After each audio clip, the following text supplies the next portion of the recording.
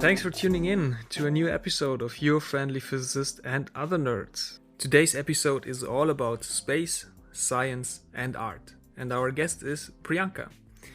Priyanka studied physics and engineering in Delhi and Paris, did a PhD in satellite navigation, and along her way as a scientist, she always gravitated towards the artistic aspect of science. In biology, for example, it was the bioluminescent bacteria and their patterns. In computer science, it was an infinite potential for algorithmic art. And in signal processing, it was the beauty of Fourier transforms and Gaussian curves.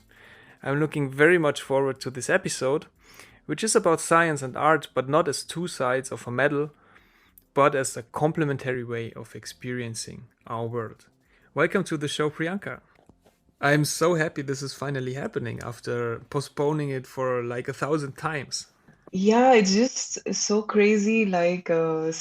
Just one person is not available. Last year I did travel a lot, so this year I have no plans. I hmm mean, no plans so far.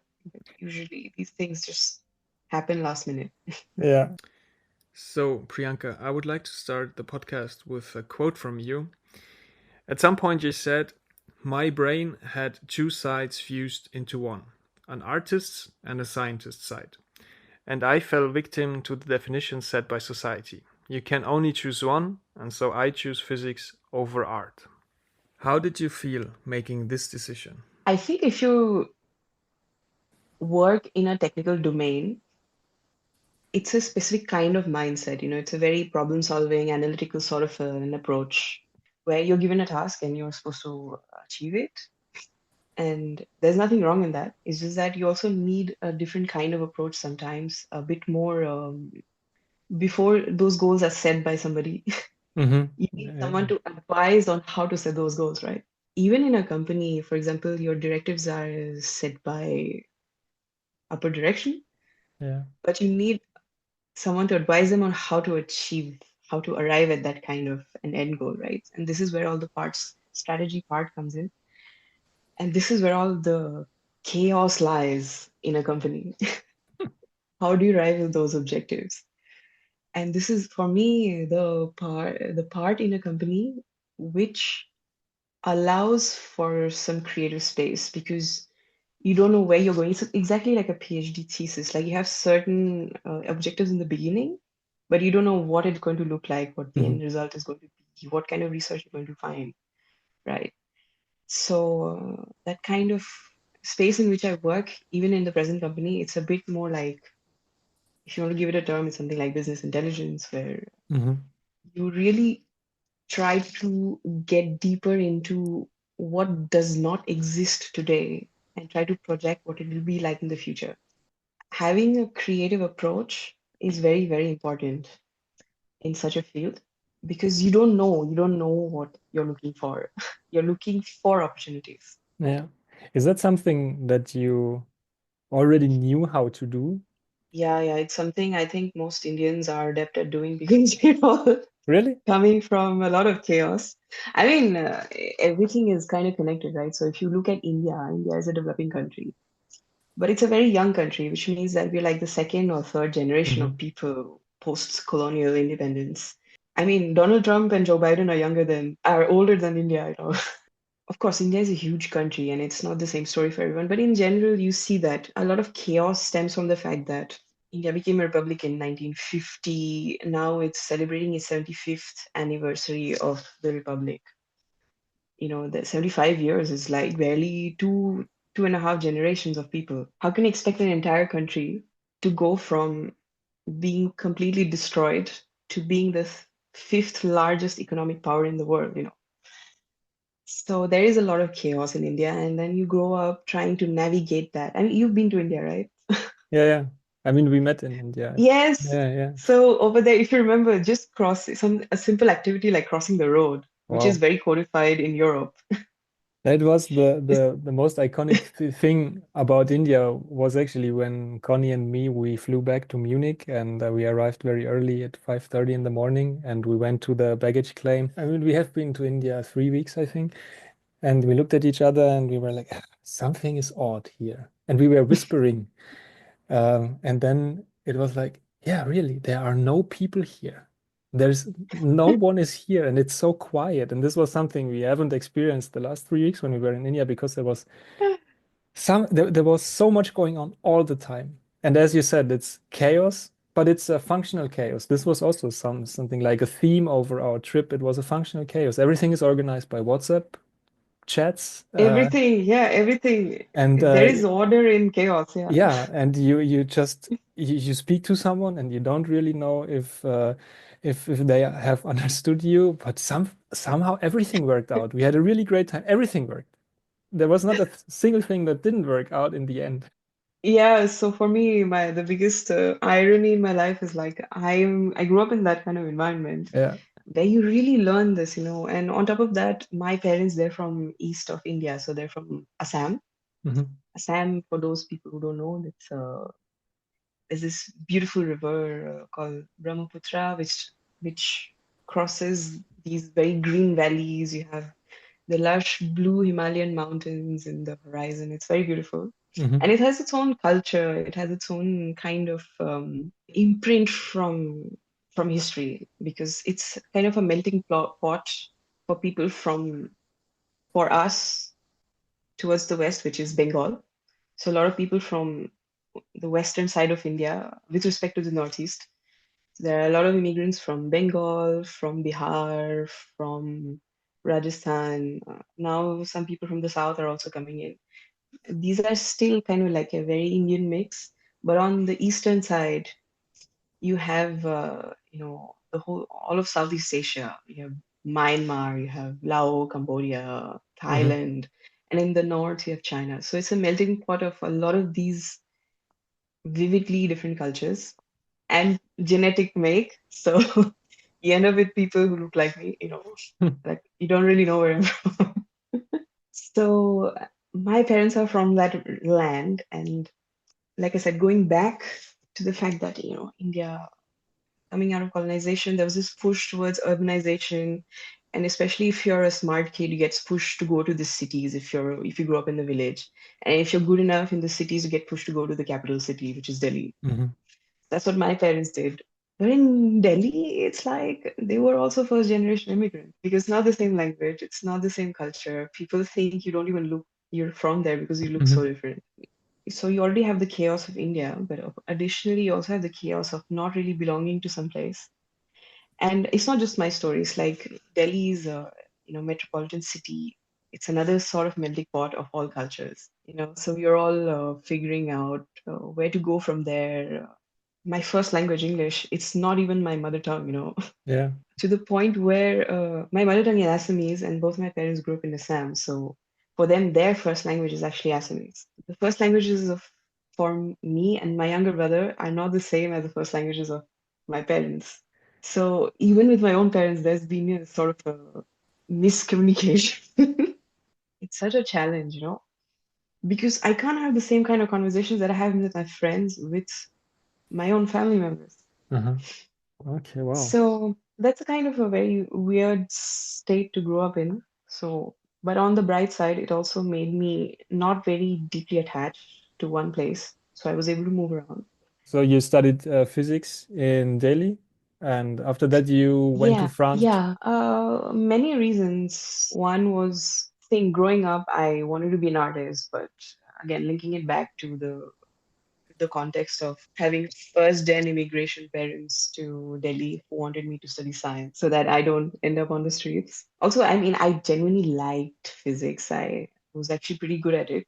So good that École Polytechnique from France Hmm. actually went when they were recruiting international students. They came to my university and I passed the exams there and Okay. got like a full scholarship to come and study here. So that Wow. was one practical context why France. For me, France was a blank slate. No one could tell me what to do here. Something that you could create for your own, because you Exactly. told earlier that you where you belong in Delhi or in Assam or in So arts or even science. this freedom comes from not really having like a concrete legacy, like the weight of a concrete legacy on my Hmm. shoulder. Like I don't have a family business to run or take over. So it's really a blank canvas, painted as you want.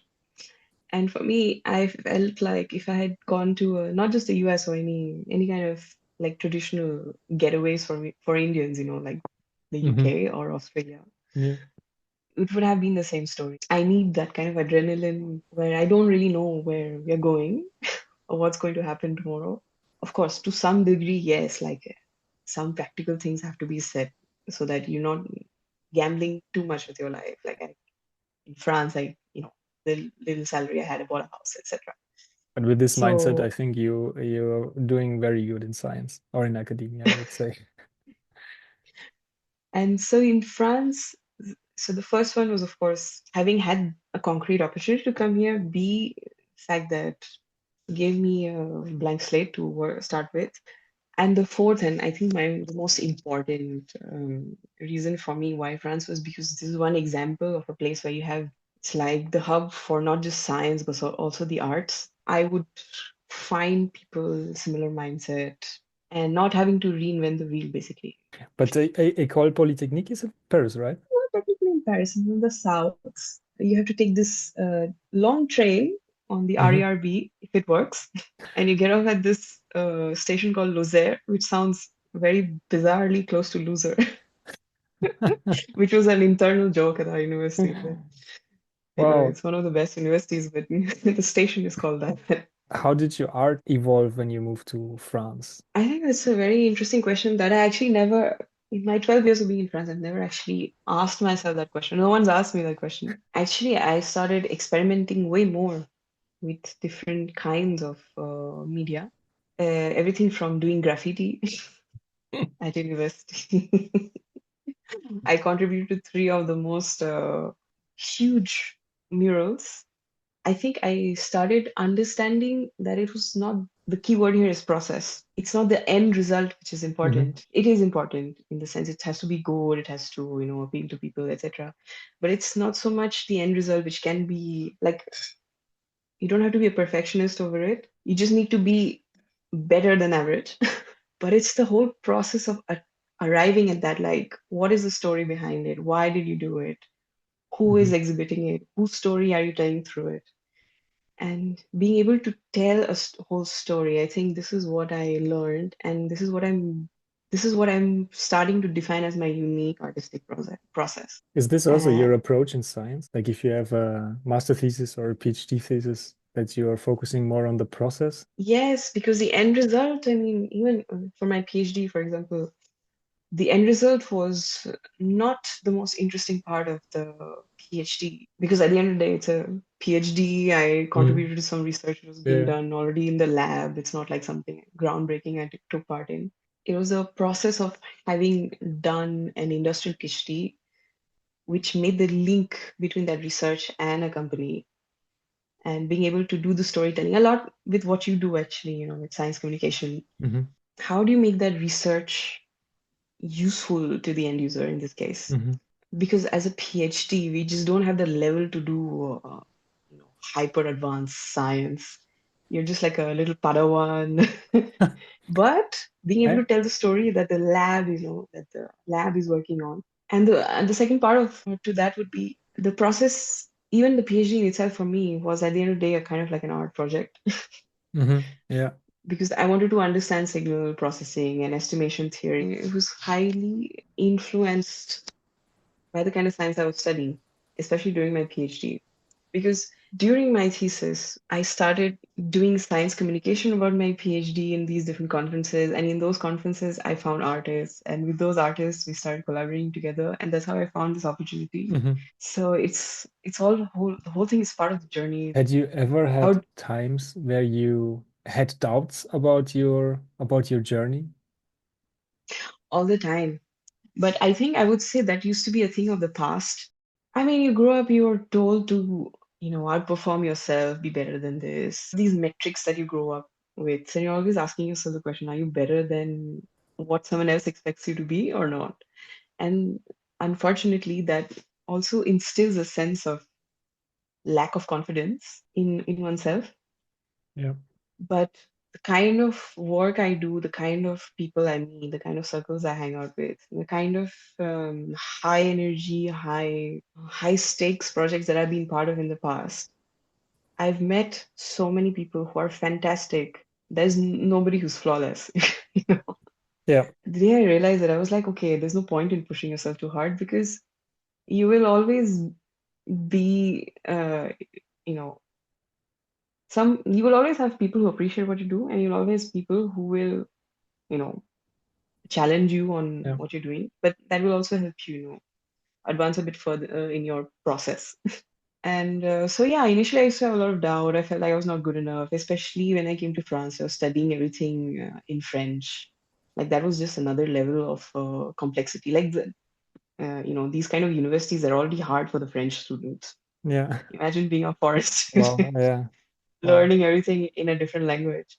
So for me, I had so many doubts because I was no longer I was no longer first in class. I was becoming the backbencher drawing graffiti on. But I loved that life, and that's what was really enriching. It gave me a lot of confidence to just do things the way I like it. The science, the technical part is just part of the process that comes along. Like if you really need to learn that algorithm to get that thing out of your way, you learn it, So It's a that very algorithm doesn't become the end goal. It just becomes part of the process.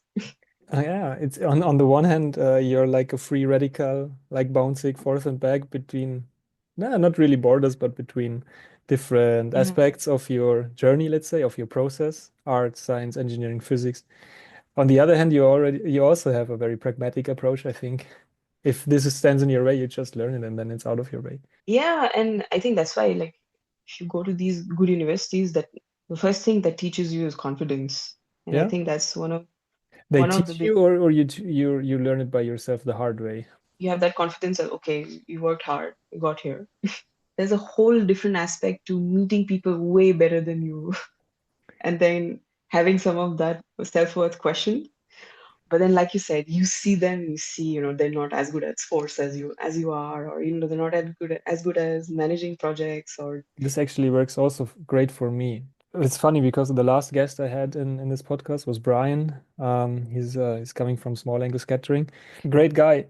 And he had a great advice to handle your imposter syndrome. And I never met any scientist who never felt like an imposter. He said, join one of your peers for a week and see how he or she is doing things. And you will see no one is flawless. Everyone has their everyone, weaknesses, yeah, their strengths, and everyone is like trying to swim and trying to survive. And this was actually very reassuring to see. Ah, okay, I'm not the only one here who is struggling. But this is something you have to learn because no one is telling you. We like to tell yeah. success stories. So this is why it's It, important what you are telling us right now. I mean, no one can teach that to you. You have to really realize it yourself. Mhm. I mean, as an artist, for me, emotions are really important. I think I have no filters when it comes to emotions. It's just who I am. You have this instinct where you can you can tell when someone in front of you is not being sincere, or if somebody is very excited, or someone is you can sense their intent and their emotion before even the thing they tell you. Sometimes I have the feeling some of my Yeah, colleagues and some of my peers cannot do this. They do not. They are more like a machine, and they don't recognize like mimic or body language or yeah, how you intonate sentences. You already tried to end this conversation for the fourth time because you want to leave now because you feel uncomfortable in this conversation, and no one is realizing this, and keeps pushing and pushing and pushing. I see why you said you love France because then you find more people who will express themselves. Yeah, actually, in France it was different. Yeah. So my point being that you have that instinct in you from all of these years of evolution, which tell you how to gauge that. And the thing is, if you can tell that about someone else, you can tell it about your own self. Like you really cannot lie to yourself. Oh, you can sometimes. So if you're doing something that you absolutely cannot, put Yeah. your heart to it, you will know. You will know that you're Mm. doing it for a specific reason or if you're doing it for yourself. Yeah, that's true. But this is also something you have to learn to being honest with yourself. So Yeah, this level of self-reflection is not something everyone. I mean, of course, someone can access this more easily than others, but it's something that comes not naturally, I would say to you. I think that's what like age does to you. as you grow older, it's just more and more difficult to lie to yourself, and you know exactly what you want and what works for you and what doesn't. You do realize that you're not the only one going through this kind of a process, and you break out of this illusion that of metrics that everyone has put in front of you based on something they think is a metric. Yeah. So if you give attach too much importance to all of that, I feel you're not living your own true life, and you're actually hindering yourself from having experiences that you would really enjoy or you'd feel. When you finished your engineering studies at École Polytechnique in Paris or south of Paris, then you started to do a PhD, which was about satellite navigation. Was Yeah, this something you really wanted to do, or was it just a logical step after? So now I have my bachelor and my master's degree. Now I'm doing a PhD. it was, again, for me, it was never about the degree. It was, where can I find an experience? Because I love the research environment, because Hmm. you don't have you don't have work hours. Yeah, you have only work hours. You have only work hours, but you can choose when to sleep, right? Yeah, So that was a joke. one of my motivations was to a continue being a having a bit more control over my time, because I was really not ready for a work environment. But I also wanted to, have a good salary, because, as a student, you don't really. You've all So been I there. found a good balance. I found a PhD, which was sponsored by a company.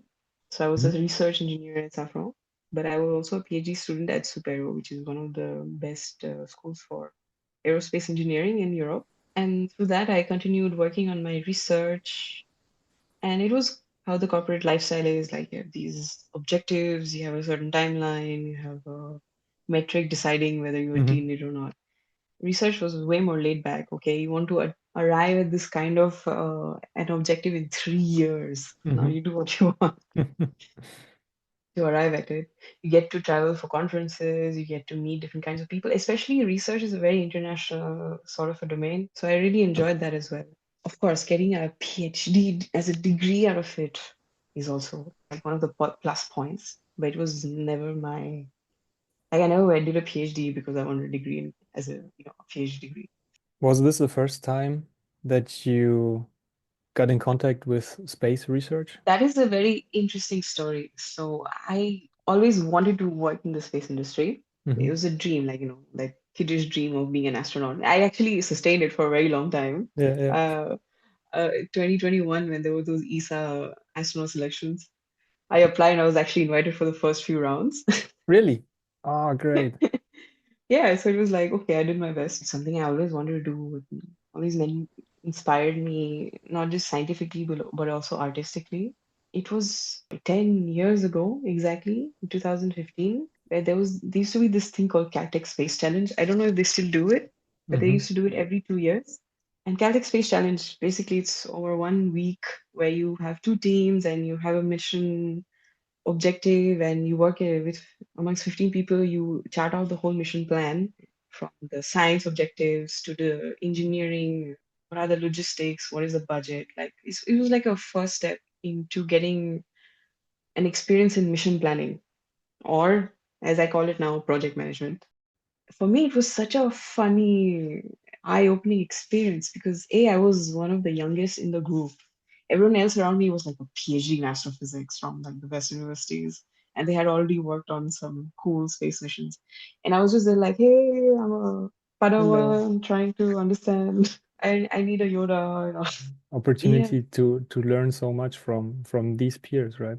not just them. We had a chat with a lot of these space scientists.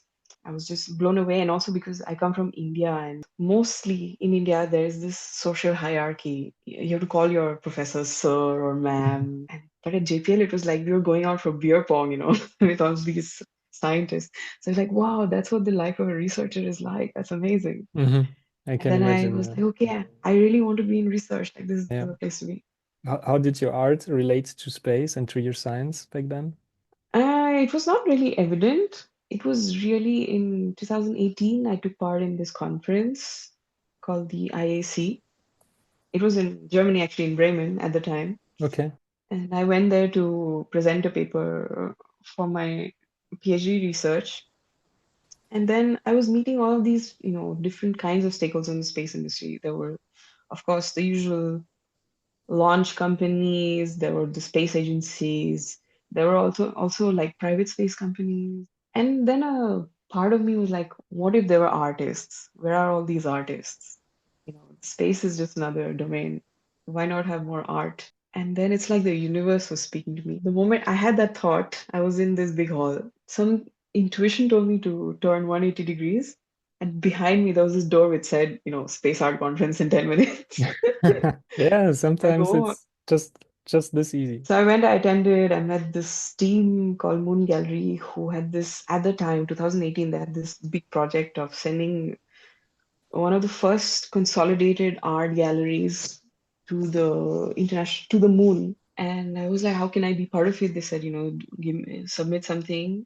And I had been working on this kind of art project using mathematical simulations. And I said, why not just submit this? I mean, I learned something out of the process. Worst case, if it doesn't get Yeah. selected. But they absolutely loved the idea, and they said, "But now you have to, write a story around it." So I learned that, what does it mean to tell a story around an artwork? So I thought a bit more about it. I said, okay, it's, artistic medium, but I can link it to my base culture in India, and talk Mhm. about how to in today's society we have this tendency of categorizing and classifying into artists, scientists, etc. But earlier it was all a holistic harmony, and people who were just you did something because you were interested in it, not because you had to go get a day Yeah. job. Because of COVID, there was no lunar mission; it was all Okay. cancelled. So they said, okay, let's not. We spend way too much effort on this. We are not Yeah. going to let it go down the drain. We'll find the next best thing to a lunar launch, the ISS, and at least it'll be a first step to see if you are even ready for going to some place like the moon. This moon gallery, so you submitted your artwork, and this was then like curated with other artworks as well in this cubic Yeah, we were uh, about 60 artists. 60 artists. And there was like Yeah. this 50 centimeter, 50 centimeter, 50 It centimeters. was very small. It was 10 into 10, divided into The entire cube. cross section was 10 into 10, and Hmm. it was mounted onto a 2U CubeSat prepared by NanoRacks, where NanoRacks had flown a scientific payload. It was a camera, and the gallery was just like a plane uh, Okay. serving as a slowly moving target to focus the camera objective on. So it So was, at the end of the day, kind of like part of the scientific payload itself. so it had also a purpose while also Yes, being yes. art, a scientific purpose while also being art. It had a scientific purpose. It also had some psychological purpose to see what the presence of something artistic, how does that have an effect on astronauts? One of my questions I have to ask, everyone knows the pictures of the ISS or the videos. Yeah. And it looks like a giant, I mean, it is a gigantic lab and probably the most impressive lab humankind has ever built. But how can you live there for a couple of months? Like, at least I don't have any problem to live in a lab for a couple of weeks or months. But, but In zero ha gravity. in zero gravity, yeah. But I mean, why not make it cozy, like a living room? They do. So I can go on and on about this, but I'll talk about two things here. Firstly, I'm part of this fellowship through which I had this immense opportunity of Hmm. meeting people like Jessica Meir. She's a NASA astronaut, and she's one of the two women, along with Christina Koch, Hmm. who did the first all-women spacewalk from Hmm. the ISS. Okay. And she was part of that fellowship, and we spent like almost 1 week together. And in that, I asked her, like the Russian side and the American side, which one do most astronauts or prefer? And she said, if you ask people, they will tell you that the fact that the Russian side had a dedicated floor painted to give an illusion of a ceiling and a floor Yeah. psychologically had an effect on you. While the American side, everything is frame proper, but it's all uniform, homogeneously uniform on all sides. Yeah, in zero And gravity, you don't know where up and down is. yeah, so just having that psychological illusion of a floor space was like, it's a bit, she said it was a bit comforting. But on the other hand, yes, it is a lab. It's a lab. It's a lot of wires, a lot of hoops floating around. I don't know, all kinds of stuff. So it's one of the dirtiest places that humans have to work in, I think, because of the bacteria that has been growing there. But you are allowed to bring some personal items, to decorate the walls, celebrate Hmm. festivals. And I think it's one of the best internet connections, even better than Earth. You can have entertainment streamed to you in full high bandwidth. All of that being present, you have the best view in the entire universe. I don't know, but with the cupola, you're bored. You just go there Yeah. and you stare at the earth. It's the best painting of all It's the paintings. best life painting. Yeah. If you get the chance to go to ISS or even to the moon, you would go.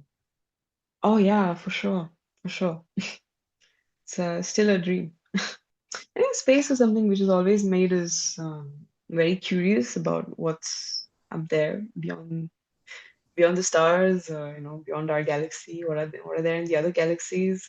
Humanity has always been very inspired, even artistically inspired by space. Science fiction has inspired rocket scientists. So art has always been a part of the Yeah. space journey. And today with JWST and the fantastic images, it's just crazy, the kind of things we get to see through these telescopes. And it'll never stop us from dreaming. If now more and more humans, or I presume this will be the case in the future, more and more humans will go to space, or will have the chance to go to space, or even the moon, or even the Mars. Do you think art will change as well if you have a change of perspective? Not just standing on Earth looking into space, Of but also course. standing in space looking at our Yeah. whole home. I don't think I know that, this would bring different kinds of expression. Already someone was saying we can, if you think about it, you can play Quidditch in space. Yeah. I just hope we do it in a sensible, sustainable manner because that is also becoming a big question in the space industry. Questions on debris, on destroying the Earth's upper atmosphere through all of these launches, like so many things. The Kessler syndrome with all of these Yeah. growing exponential increase in the number of debris. And now space is also becoming very political, right? And it's becoming a precious resource. And the resource is also not equally distributed to everyone. And why I call this a very unequally distributed resource is because if you look at countries like India or China or Russia or the US, we have access to a huge part of the sky just to ourselves. There is no competition in that latitude, in that longitude. But then you look at countries, and you look at all of Europe and Africa. You have Hmm. like I don't know, 60 to 90 countries within that small longitudinal span, all looking at the same expanse of the sky. And if everyone wants to send something out there to for sovereignty, it starts creating questions. Yeah, it's a new kind of space race. It's quite crazy actually working in this industry, how much you get to see a lot of this human ego in working. Yeah. Is it Which is like why you need this? artists to tell the story. Is this your like your main motivation or main reason why it's important to link space and art together? Or let's say Ye- space science and art together? Yes, because a part of me has gone through this phase of being a bit disillusioned with the whole space industry, Hmm. but not to be just naive and just turn your nose the other way and be like, okay, I don't want to be part of this. Actually, I think for me, I felt like I would be more useful from an arts approach than saying, okay, I'm going to create the next sustainable fuel spacecraft. I don't know. I don't have that kind of a background. But I can work towards motivating the young generation or even speaking about these problems. Like a lot of the space engineers today, they talk about re-entry vehicles. These are engineers, so they're not thinking about the scientific aspect of how re-entry can actually have an adverse effect on the upper atmosphere because of all that metal burning when it's doing re-entry. So what kind of new technologies would you need to mitigate that before it's too late? Humans have this extremely bad habit of only addressing a problem when it's almost too late. So we are very good at ignoring this. And that would be a Yeah, question to you, because you're a good storyteller. How can we invent a story that helps humanity to really grasp and fully understand the full impact of this challenge? it's a very, very tricky thing to do because I think this problem stems from the fact that the rise in climate change, they are from countries that don't actually directly feel the effect of it. And a lot of the effect is felt by marginalized communities across the globe who don't really have that kind of a voice to speak loudly about it. So the tricky part here is you need to take people and show them, you need to take them to these areas and show them that the effect is real, you know. But there's a trade-off because then you have to take a flight. So you see what I mean? It's like to do something good, you have to make certain compromises.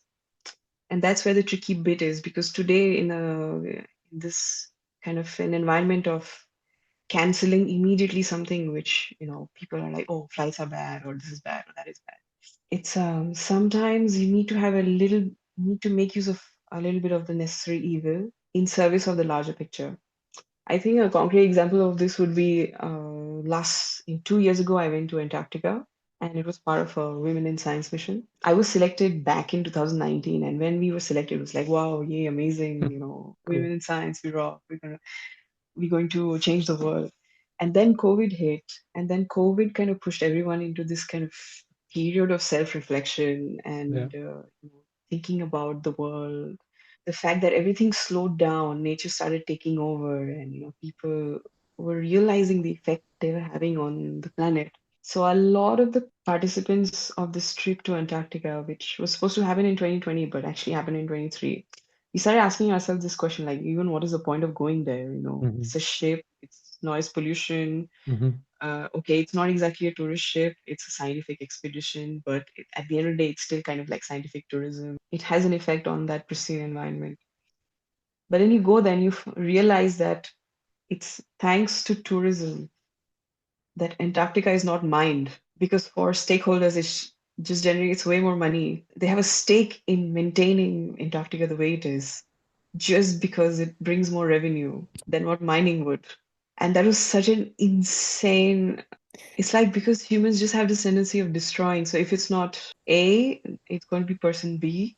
Yeah, it's a wrong incentive, I would say. It's the incentives of the system, of the capitalistic system. Yes, And this and is this also is something really sad, actually, or something optimistic, because you can take like the Antarctica model for other for space. Mhm. endangered regions on Earth, or for space as well, to make it Yeah, look, actually, to make it rewarding, yeah. financially rewarding, to protect space, or to make it a sustainable space race. Yeah, I think that's why a lot of us in the science communities, we're going through this kind of internal anxiety because you feel like you don't really have a voice or you're not part of the capitalistic system. So you would never be taken seriously or just don't have that kind of power. But here is where the storytelling becomes important because, okay, going back to the Antarctic example, apparently there are many foreign species which are now invading Antarctica. Like there's a certain kind of grass that you find in golf courses in America, Hmm. Wow. which is now growing there. Or there are insects that are not supposed to be there. You cannot just step onto Antarctica. You have to go through like disinfection, etc. Or if your boat has more than 200 people, then you're not even allowed to disembark. Hmm. They have set in place a lot of these strict measures to the point that none of these invasive species can be traced back to tourist ships. They can always be traced back to scientific expedition. You confront a lot of these stories and then you're like, okay, it's like on one hand there is naive science communication where you're just telling, okay, we need to solve this problem, we need to solve this problem. On the other hand, you need to have a mass of people who understand that where the source of the problem lies, but how do you as an individual infiltrate that system so that you start bringing change internally? And Yeah. that is a very long, very tedious process. It can be discouraging. You see so much shit happening around here. I think their It's art is a great way to communicate. at the end of the day, we're all part of society, and we have a role to play. And for me, as an artist, I feel it indirectly gives me a much louder voice as just a practicing scientist. That's great. Kind of like what you do as a science communicator. Kind of, yeah. I mean, I love science. I love doing research. I love talking to other scientists, to give lectures, talk to students. But sometimes I find myself in my office and I don't know, you publish a paper or you're invited to a conference or whatever, and this is great, this is fun, it's meaningful. But what's the impact? What is the impact you really have on the world? Mm. And this is something that sometimes is missing the impact. And this is one of the reasons I started this podcast to have, yeah, a louder voice and also to give people the possibility to speak about their stories, about their journeys. And this is then creating Mm. the impact, I would say, that is sometimes missing, especially in fundamental research, where it takes ages for something to become a product that makes the world a better place. I feel like unanimously you're feeling the shift in very technical environments where people want to see more impact of their work, you know. Mm. As you said, these kind of cross-disciplinary projects which make the link between the tech and the end user, which is society at the end of the day, and society that does not understand the tech. This is where art comes as a very strong medium. It's just sufficiently distracting in the sense like it's not like you're given a toolkit to follow. Mm-hmm. It's talking about the problem, telling you it's telling you about the problem in a language which is universally understood. So you don't feel intimidated Yeah. by the technical side. It's just more people can connect with, art. To close the loop, you talked a lot about everything is being a process. And I think you outlined this greatly, starting in Delhi, then going to France, jumping in between scientist, artist, but bringing everything kind of together, then adding space as a component, now sending stuff to scientific payload, but also art to the ISS and even to the moon. What would you say is the next frontier? Oh, wow. Asking the big questions in the end. Yes, because it's all part of the process, as you said. So for me, so in the short term, okay, this launch to the moon happened, but it's actually a three-step challenge. There is the launch, there is the trajectory to the lunar orbit, and then there is the landing. And to close the loop, actually, if you think about it, NASA has been to the moon thanks to the Apollo program. But if you look at successful lunar landings, only three countries have performed successful lunar soft landing. The first one was China, Japan, and India. Three Asian countries who have controlled autonomous soft landing. And the joke is that, the Apollo astronauts, they landed on the moon. It's like that's the kind of brain you need. You need an actual human. You cannot have AI landing you on the Mhm. moon. You need an actual human being. So my next step is okay, this launch has happened and it's very difficult. The moon is going in a 300,000 kilometer radius orbit around the Earth.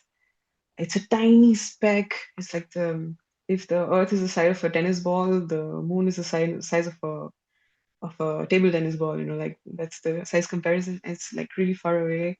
It's going 28 days. It does one full rotation, and you're trying to catch that with a tiny spacecraft. And like just to say, like you're even if you're off by 1 degree, you fully miss the moon. So it's a very very difficult technical problem to solve. So I hope that this mission, which was by Mhm. Firefly Aerospace, and there's also iSpace, which is flying on board.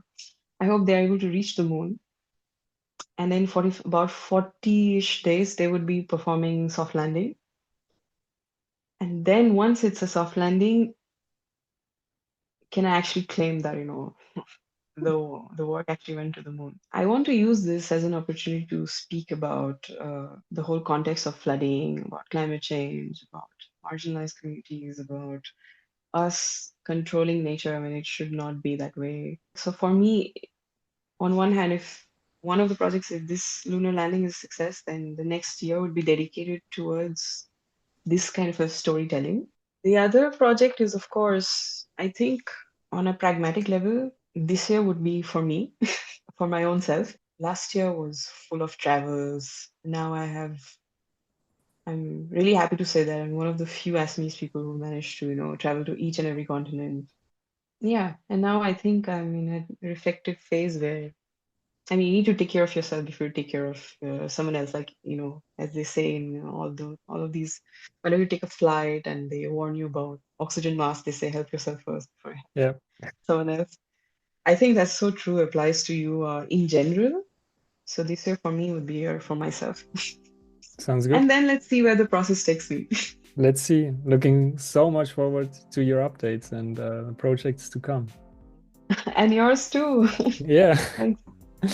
No, so thank you so much for joining. It was a wonderful, wonderful discussion, wonderful chat. Yeah, thanks. I really enjoyed it too. Was really great.